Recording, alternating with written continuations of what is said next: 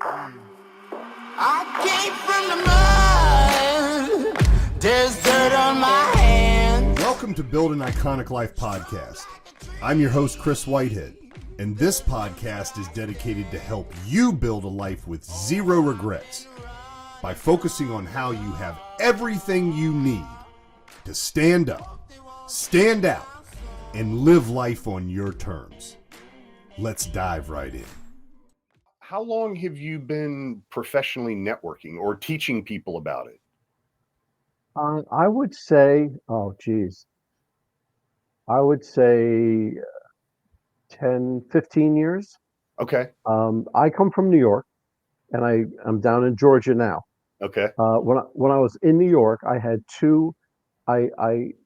developed two networking groups called Synergy, and one in New York, one New Jersey, had about 30 businesses in each, and there was a weekly meeting, and it was like a BNI, everything like that. But I was there the first 15 or 20 minutes. I was there not teaching them because they're all business owners, but I was helping them learn new ways to get relationships. And this went on for a long time. I would get up and speak about this and just on and off. I quit everything. When I moved down to Georgia, I was a sales director, and I learned how to network a different way. It's like everything. I'm a former business owner. I own pizzerias, restaurants, graphic design studios. I've been through the gambit. Yeah. And reaching out and touching people, these are all in different ways. And it's amazing the different ways. You get the same outcome, but the different ways you have to approach each person. And about a year and a half ago, I said, you know what? I'm quitting everything. I'm jumping into being a corporate professional speaker full time. And that's what I've been doing. Was moving to Georgia coming from New York? So I grew up in Virginia. I now live in New England. So I've always been an East Coast guy, right? Right. And what I've noticed about East Coast is we're like do. Like we're go all the time. Absolutely. But the big difference from the South to the North that I've experienced is the South is a whole bunch more storytelling, long form communication. I remember, so I own a remodeling company. It's one of my businesses. And I remember sitting on this guy's porch. He was about 60 years old. I'm like 28, 30. And we talked for 45 minutes about the weather and do we have anybody in common, which we didn't. And then he tells me about all these stories around him. And Michael, he just goes, okay. And he stands up and I'm like, okay. And I stand up and he goes, so when can you be here? And I said, Monday. And he goes, okay, you can have the job. Have you, that's very different from New England, by the way. Very different, but that brought you into the know you, like you, and trust you, and they'll do business with you. And this is one of the things that I speak about. So everybody knows you because look, you're a nice guy. Everybody knows you're happy-go-lucky. Now likes you, that narrows the field down just a little bit, okay? But know you, like you, and then trust you. Now that is the biggest part of that paragraph, because for you to trust me or me to trust you, you have to build that up. Sometimes you have 30 seconds, 5 minutes, 10 minutes, or 40 minutes.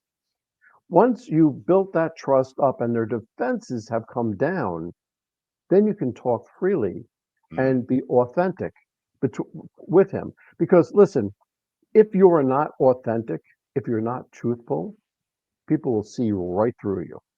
And New York, that was much more clear. Sure. Okay. Because listen, I was in mortgages when I was up in New York, and it's like bam, bam, bam, bam, bam. Come on, you want it? Okay, great. Okay, next. You want it? Okay, great. No, you don't want it? Get out of here. And it was like very quick. When I moved down south, that was like earth shattering. It was listen, I was walking in front of a Kroger which is a supermarket. Yep. I was walking in front of Kroger, my eyes down, because in New York, you don't look at somebody in the eyes. Okay, my eyes down, and a guy stood right in front of me, and I stopped. I was like, "Can I help you?" He said, "Why are you looking down at the ground? Why are you looking down? There's nothing down there. The world is out here." And I was like, "First of all, who are you? And get out of my face." And I'm like, "Hey, come on, Johnny Boom Bop from New Jersey." But that began my awakening from the South. Mhm. So first thing I had to learn was slow down. I had to slow down. And sometimes, like yourself, I can sit down with somebody for 40 minutes, not talk business at all, but they were getting to know me and I was getting to know them. Yep. And that trust factor would build. So it's What really an incredible thing. what led you to understanding? I mean, I know it's a bunch of life experiences for sure, because that's same for me, but what really started zeroing you in on this build the know, like, trust? Because there's so many business owners that I know, they're so in love with their product or service that when they go to a BNI meeting, it's like business, business, business, and it, to me, the soul's out of it. And I know way more people like that than I know people that like, hey, I just want to get to know who you are and business will come. How did you learn how to do that? About 100 years ago. Yeah. Uh, because that was a slow process, but it's a definite process. And it wasn't probably 10, 15 years ago that I began to understand know, like, and trust. I began teaching it about 10 years ago. Mhm. And now when I go and I speak on stages, that's the first, I call it the networking mantra. And I said, to know you, to like you, to trust you, they'll do business with you. And I stay on that because it's so important. And then I go on to the building relationships and everything else.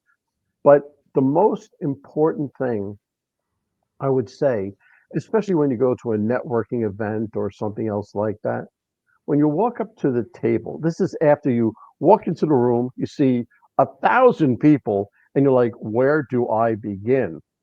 You walk up to a table, you don't say a word. Don't talk. Listen.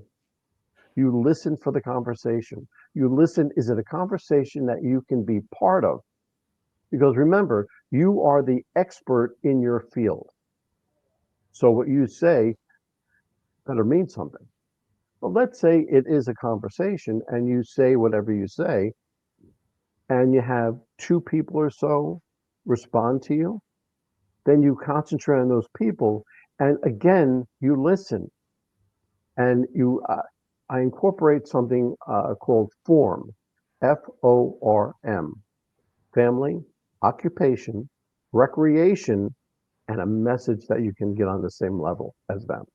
So this is all going through my mind. So as they're saying, okay, what you do, say, oh, you're married. I see the ring. You have a wife, children. Okay. Occupation. Do you have other people? Let's say mortgages in the industry. Do you know other people? How many other people? Are you a sales manager? Oh, that's great. Da, da, da, da. Do you surf? Do you ski? Do you do something like that? There's so many different things you can get to, and meanwhile, have him talk or have them talk, because you know as well as I do, people love to talk about themselves. They love to talk about their families, and the more you let them talk, the more that wall is coming down and that trust factor is going back up. Now here's the kicker: when he's finished, before you say what you do and how you got there, you say, you know what? I like you. I like the way you do business. I like your business. How can I make you more successful? How can I be a great referral source for you? That usually blows them away. And if you've done your job correctly, if you've done everything to date, he'll ask you or he'll give you a business card.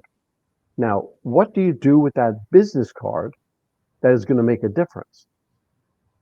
I used to go, oh my gosh, the mortgage conferences and everything. I used to come home with a shoebox full of business cards. And 2 weeks later, I go, I don't remember this person. So my suggestion is to don't get more than 15 or 20 business cards per event, because that means that you spoke to them at length. But on the back of that business card, you write the date, the name of the function, and a little something you spoke about, because that will help you with the follow up. And the follow up is just as, if not more important than meeting the person. So here you are, you've made this connection, you've told them what you do, you want to build a referral source. And the best thing you can do, of course, is to find somebody to refer to him. And that will increase your status with him. But have a nice little conversation, bow out, and go on to the next person. And do the same thing again. It's practice, practice, practice, and you're going to see by the end of the event that I met 15 or 20 people that I will remember for a long time. I won't say forever, but for a long time. And this is how you build those relationships. Now, you can take the same thing. I do the same thing in workshops. People with larger companies invite me to come in. I do a workshop for them, and I teach them exactly what I'm telling you. But I'm not only teaching the salespeople, I'm teaching the back office people, the people who answer the phones, the customer service, the people in the warehouse. I said, look, who here is a salesperson? And 4 people raised their hand, and there were like 30 people in the room. Nobody else did. I said, no, you're wrong. Everybody. Everybody's a salesperson. Now I went to the owner and I said, Todd, I said, who's the salesperson in this room? He said, everybody. Everybody is a salesperson and is the face of my company. I said, how about your warehouse workers? Because I want to tell you, afterwards, or a Q&A time, I had questions more from the warehouse workers than anybody else. And I explained to them, because they interact with customers, but then they just leave it alone. And I taught them how to follow up with that also. But it's so important. It's so important. The listening. And listen, when you listen to them and don't think about the next thing that you want to say. Think about what they are telling you. So you're listening and you're pausing. That pause is so important, because it tells them that you were listening to everything that they were saying, and you responded to what they were saying, not the next thing that you wanted to say. I I remember in my 20s, I was full of energy. I own a business, go, go, go, go, go. And I remember I was in the car with my dad, and I hadn't seen him since I'd been in college as much as I'd like to. He was traveling a lot anyway. And we're in the car for like 45 minutes, and I motor mouthed the entire time. And I looked over Michael, and he was asleep. And it was the beginning of an awareness that Chris might need to create a little space for other people to communicate to.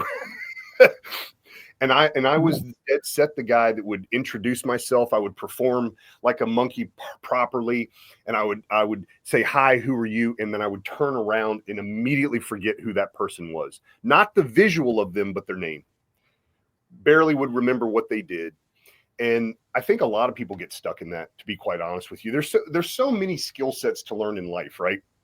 And we all have priorities, mostly given to us by our family, that we're unconsciously committed to. But what I learned over time, and I want to know your thoughts on this, I wanted to find the thing that I could work on that actually was the spring for all of the other things. And for me, it was personal development. For me, it was getting not to just know me better, but to understand human nature better. And I realized the more that I did that, the broader the world became to me, the more colors I saw. What are your thoughts on that? Absolutely. You first have to like yourself. Okay. There are so many people out there that don't like themselves. They may say it, yeah, of course I like myself. You have to truly like yourself. When you like yourself, you become more confident. And that confidence really shows whenever you speak to anybody. When you approach somebody, and I learned this, I was in the military, I'm an Air Force veteran of Desert Storm. And when you are introduced to somebody, you have to look them in the eyes. Hmm. You shake their hands, not like a dead fish, but like a strong handshake. And you keep your body straight with them. Okay. It's all about your stature, and you exude that confidence. And the other person will pick up how confident you are just by the eye contact, the handshaking, the way that you speak to him, and letting that person speak, not always trying to override what they're saying or control the conversation. That's where the listening comes in. So I was discussing with you what to do in a networking event, but just when you meet somebody, Yeah. use the same thing. But it's all that confidence and that self-respect. You have to like yourself, and then the world just opens up to you. All these, we're both old enough to remember a world that didn't have social media. Oh yeah. I remember pre-internet, it was a lot harder for me to find information, for sure.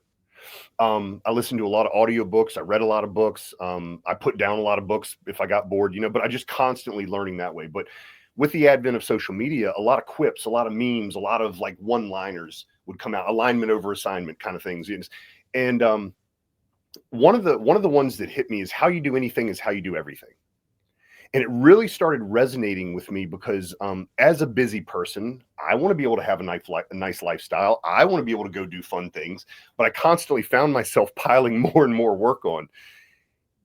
And and that's what led me to the how you do anything is how you do everything mantra. And sure, I want to be seen. Sure, I want to make a lot of money. Sure, I want to be successful, whatever that means to me.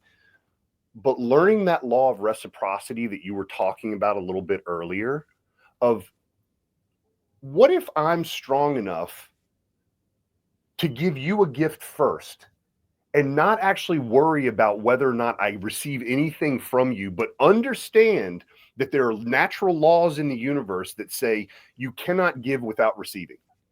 And that if I truly trust in that, which means I have to test it, that was the scary part. But Michael, what I found is the gifts come in packages that I didn't understand. And they lead to more opportunity for me to do more and more and more of that. And that's what I want to be able to share. And I think what you're sharing with people as well is you can be all of who you are, expand on who you are, and not actually ask for anything outwardly. It literally comes to the point where if you say, how can I help you more? How can I help you be successful? Well, what is the natural response out of 10 people? At least one of them is going to say, thank you so much for that business. What can I do for you? And now you have There the you floor, go. right? Absolutely. Absolutely. You have to go in with the mindset of giving, of being that referral source for everybody. Don't walk in that door and expect anything in return. Don't go. People go to a networking event and they expect, okay, I'm going to sell 3 widgets, or I'm going to get 4 customers, or something else like that. I go in with a completely different feeling. I go in saying, okay, I'm going to pick up 15 or 20 people that I'm going to be able to converse with, respond to, and everything else like that. We're going to have a relationship. And I'm telling you, what goes around comes around. Because if everybody were to do that, everybody would be helping everybody. And yes, you would get the business, but you wouldn't be trying to get business. You'd be trying to help somebody else. And It's that's really the whole thing. it's the most beautiful. So I'm no longer a part of BNI, but I was not only very Never mind. successful. I was very successful at it for a short time, and I really learned a lot. And the biggest, well, I learned one lesson that I already had known, which is sometimes there are big fish in small ponds, and they like to run everything. Um, but the bigger thing that I did learn, especially being a general contractor at the time, that's what I was doing there.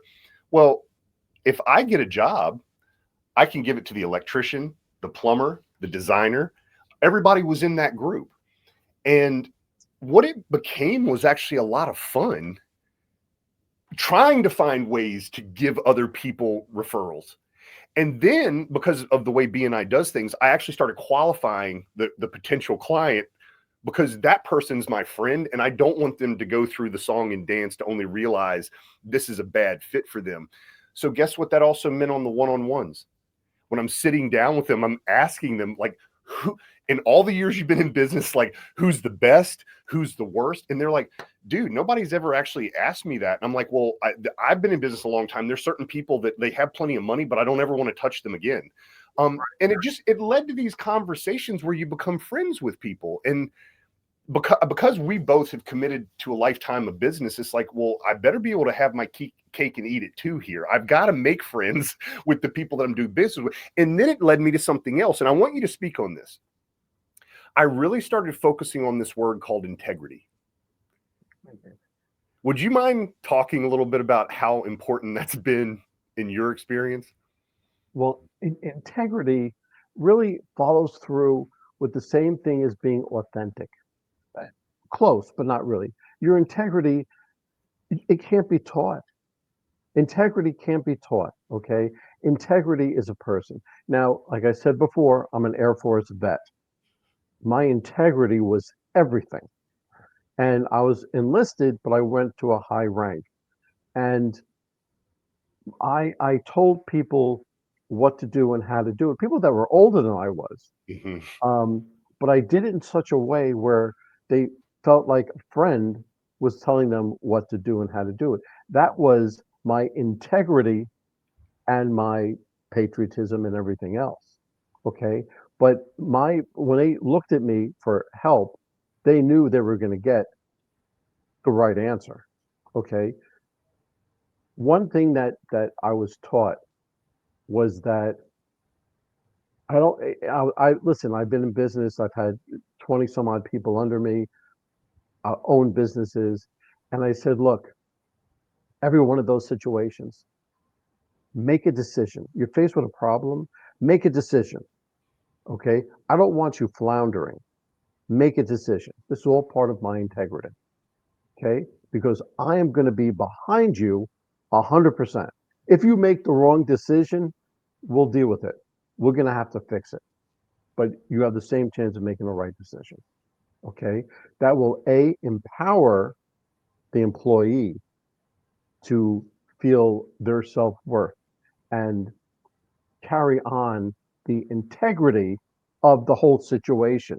I don't know if I'm explaining it correctly, but that integrity, people will look at me and they will believe in me. And that was all because of my integrity. I think if I'm hearing you correctly, like you're building the know and the like, but the trust comes with integrity. And so absolutely, when I go to one of my employees and I'm giving them the song and the dance and they're motivated early on in the job and they're like, I've never met a boss like you before, I know that inside they're also going, when's this going to end? And at some point, they either make a non-decision, which cost us money and effort, or they make a decision that cost us money and effort. That is my time. And that's what I'm hearing you say. That is my time to stand in integrity and be different of what their expectation from the past is.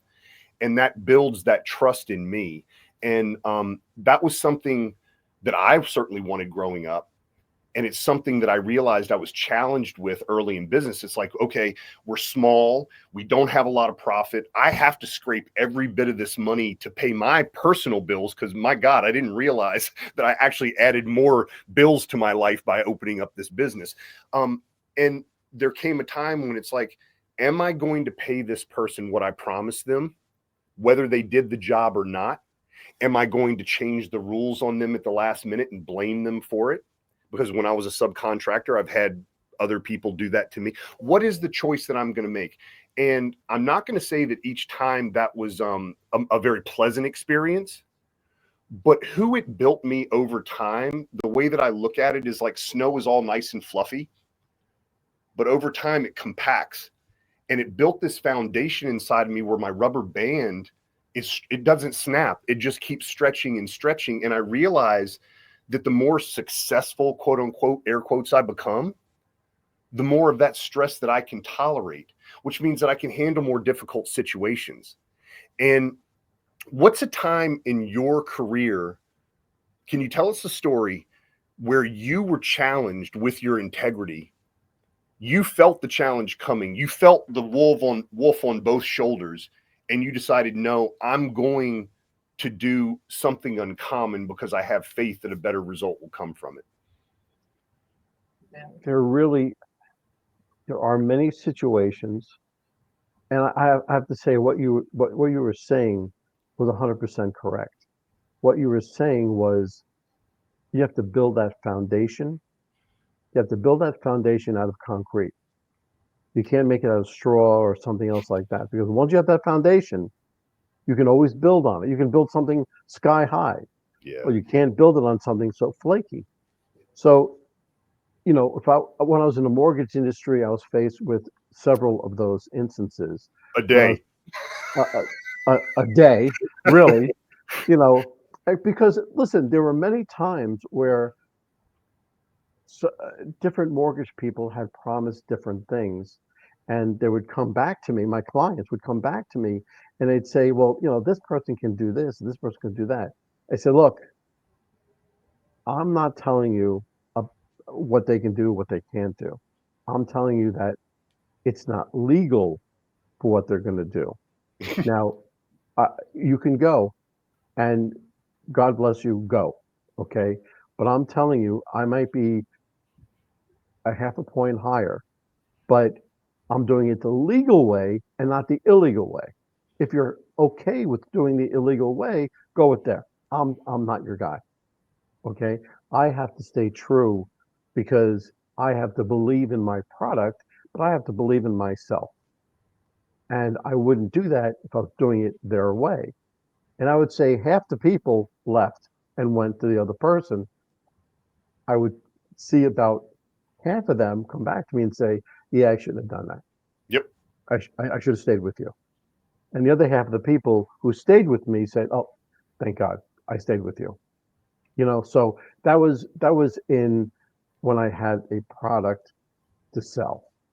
When I was a business owner, owned a pizzeria, that was a whole different mindset, because at least with the mortgage company, I had about 17 adults under me. Pizzeria, I had kids under me, and you have to treat them completely different. And that's where it's like, when you said, if you're going to give them at the end what you promised them, my mother was an executive director of a housing authority. And she always paid the small people first. She always paid the employees first. She came afterwards. Okay. So if you paid all your employees what you promised them, you had what was left over. But, and that's the kind of upbringing. I was single mom, worked her ass off. It was really incredible. 3 boys. But I learned so much from her. And I think the integrity, the foundation, everything was there. And I really just had to uncover it because I had to do a lot on my own. Having a career that spans the military, I remember, I think I was 17, senior year of high school. Dad took me around to several colleges in Virginia. One of them was VMI. And for anybody that doesn't know, VMI is Virginia Military Institute. And I remember meeting the director. And the first thing he said is, you only have to have an SAT score of 900 to get in here. I'm like, I think you get 400 points for signing your name. So I was kind of like, what is this place? And then he walked us up to the steps of the main building, and he said, if there was $100 bill sitting on this stair that somebody had dropped, you could come by tomorrow and it would still be sitting there. And I ended up going to James Madison University because there were girls there. I figured out there were no girls at VMI.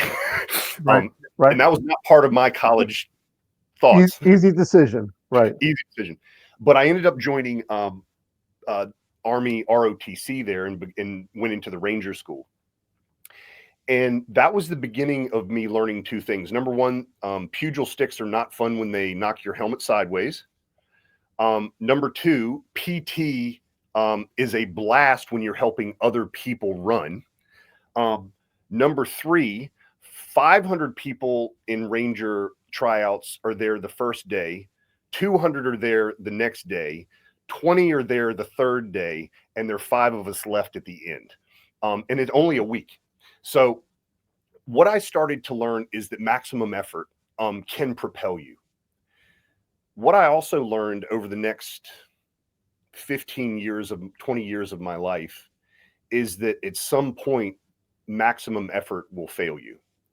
That you have to start learning how to be smart and still work hard. So if I build that muscle up of working hard, the East Coast go all the time, I'm either going to pop a gasket or I'm going to miss out on the beautiful life that awaits me by what I'm doing. And by not being so married to my product, but instead being curious and married to why has God put this person in front of me right now? And what questions can I ask to let them know that I see that flame inside of them right now? Because who doesn't need that? And I think there needs to be more people doing what you're doing. The life experiences you've had, you've been in the military, you've owned businesses, you're a professional speaker, you run workshops. You have literally gone from the public sector to the private sector and back to the public sector of saying, hey, let me mentor you, not coach you. You're a mentor. Right. I agree 100%. I agree.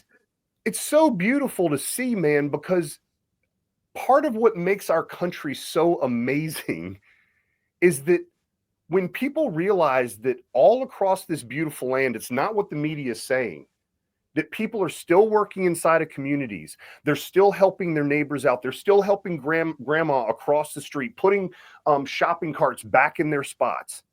That if we start focusing on the positive, if we start focusing on helping people, mentoring people, your mom raised 3 of you knuckleheads by herself and gave you a foundation.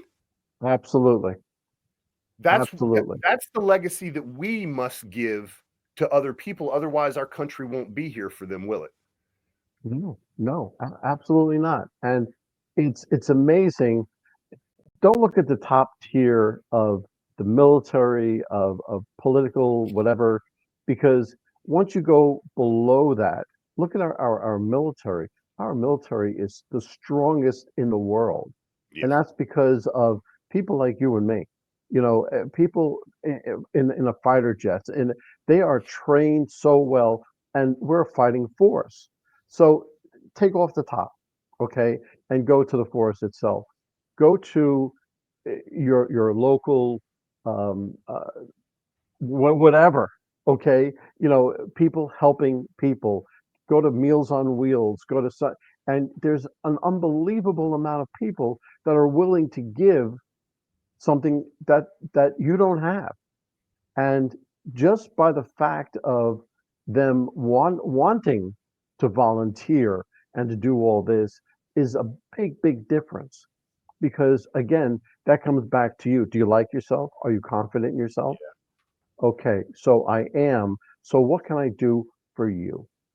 Okay, now this may be my mindset, but listen, um, I'm happy with myself. I've been married for almost 36 years. I have 2 great boys, married and everything else. Very patriotic family. And so I'm secure with what I have. So now I'm going out to, what can I do for you? You know, What kills me are the Boy Scouts and Girl Scouts sitting in front of the grocery store. Yeah. And the first time I go in, oh yeah, I'll buy whatever, just to give 'em money.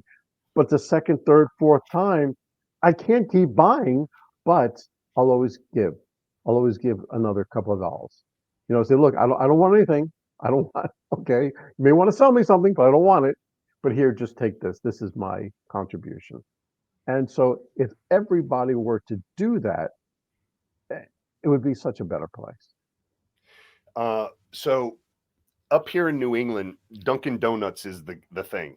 I don't know why. I don't know why. Where I'm from, it's Starbucks, but up here, it's Dunkin's, and people love their Dunkin's.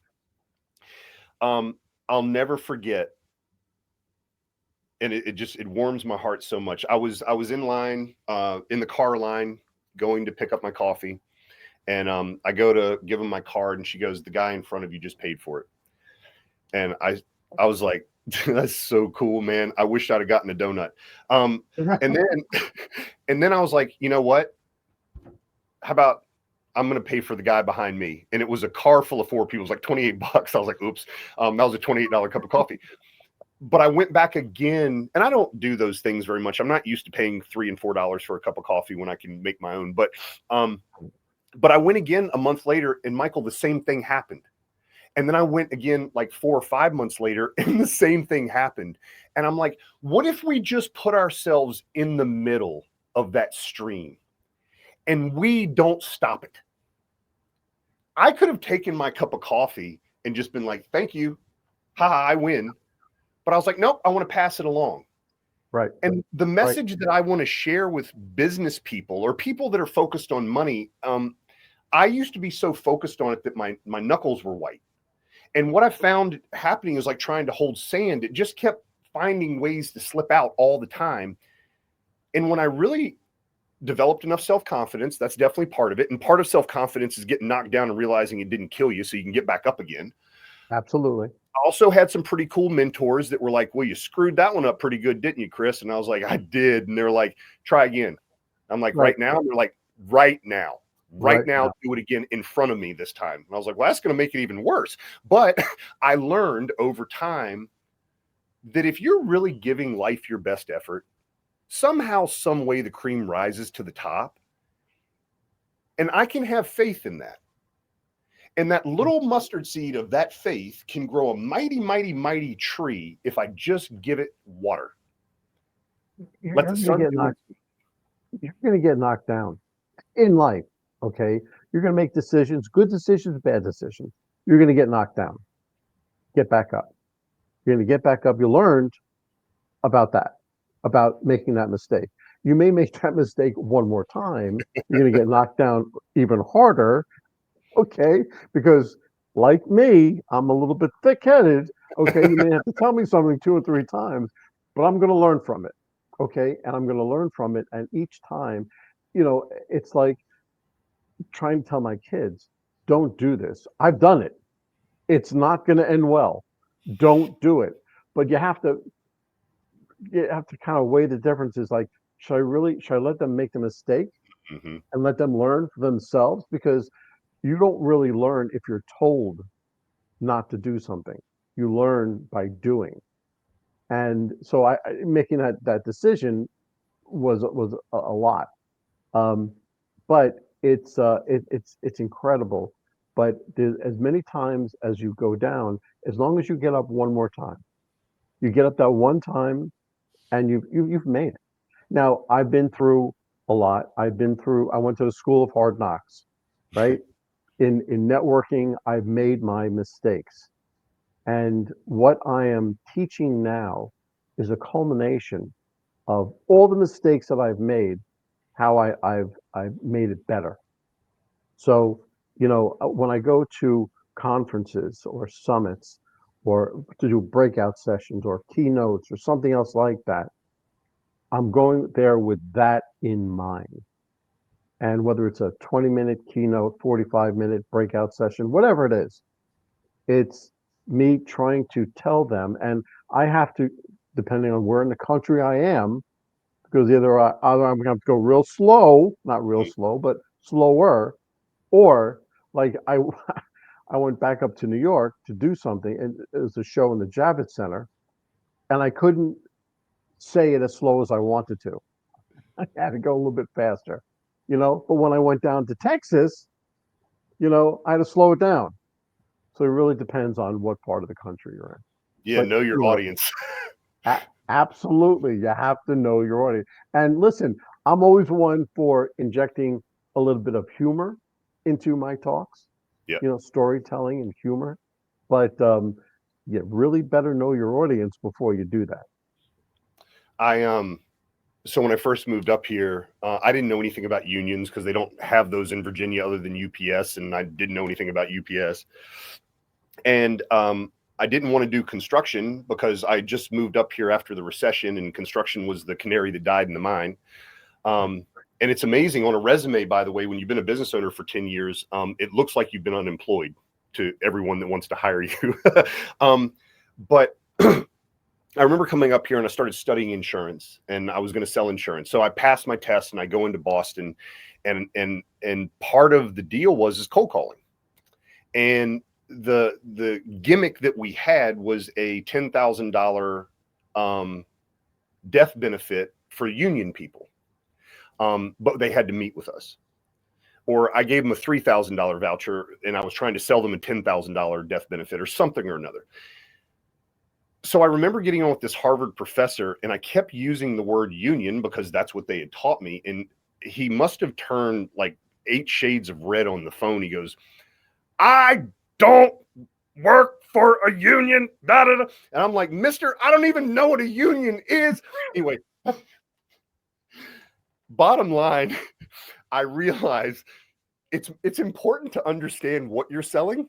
It's important to understand who your ideal client is, and it's important to understand how to use language that Mike, it wasn't the first time. It was like the 5th time that I had used the word union that he's finally yelling at me, and I'm like, okay, maybe I need to go off script and just have a conversation with this fella. But No, it is so friggin' important because when my head finally popped out of my bottom, what I finally realized is, look, people do business with people. Chris, just be you. You'll find people that want to lean in if they get to know you well enough. people would rather lean in and get to know you than just not. You know, like I said, if you sell widgets, give me 3 widgets. Okay, here's the money. Goodbye. Okay. People generally want to relate to you. Know, like, and trust to do business with you. Yeah, well, you know what? That trust factor, they want to give it to you more down the south than up in New York, but they they want that trust. And you know something? You feel better about yourself, about what the services or product that you're selling. You feel better about everything. But when you move on to the next person, you know, it is such a better feeling that, you know what, you helped this person. You know, everyone's got a problem to solve.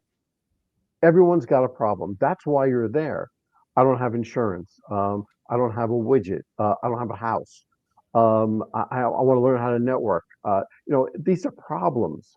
You have to know how to solve those problems either before you walk through the door or as you're speaking with the person. Um, we're gonna wrap up, and Okay. I think you've written a book, haven't you? Yes, I have. It's called Networking Unleashed, and it goes through. It's like a blueprint of how to network, and I put a story or two in there. It, information purposes, I put about other people that have used what I'm talking about, but Uh-huh. it's really a blueprint. It's a very short book, 45, 50 pages, I'm not sure. But it's a blueprint going from when you meet somebody to how you follow up. Um, you can get it on my website, and it's really good. But I'll tell you, on my website, right next to where I have the book, it's you can buy it in Amazon. Mhm. but I have something, it's called an abridged version of my book. It's a PDF that everybody can have for free. Oh, cool. And that's at And michaelaforman.com? michaelaforman.com. You can go there. You can see all the different podcasts that I've been on. But if you go down a little bit further, there's there's the book and something written right next to it, and you can click on that and just get a PDF to download, and you can read that, and it'll tell you really the gist of networking. If you want to get all the intricacies, then you get buy the book. But for everybody, download the PDF, and you'll be well on your way to networking properly.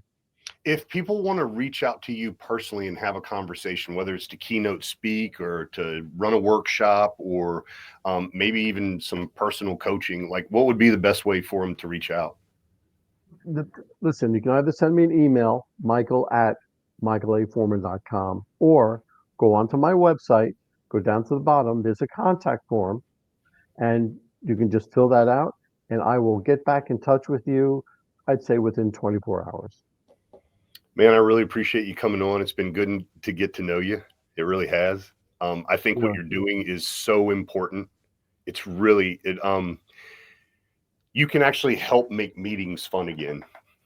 That's what I'm trying for. I'm trying to make everybody enjoy what they're doing. And listen, if everybody enjoys what they're doing and everybody is willing to help everybody else, this world will be so much better. Well, I really appreciate you being on. Again, michaelaforman.com. Check out his book. Definitely download the PDF and reach out to him and have a conversation. This has been a blast. It's been great. It's been great. Thanks for having me on. You're very welcome, sir. See you, everybody. I came from the mud. There's dirt on my hands. Strong like a tree. There's roots where I stand.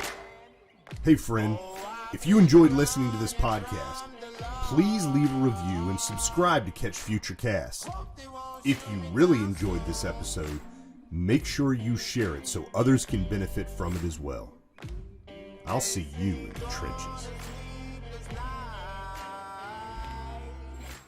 Try to catch me howling at the moon.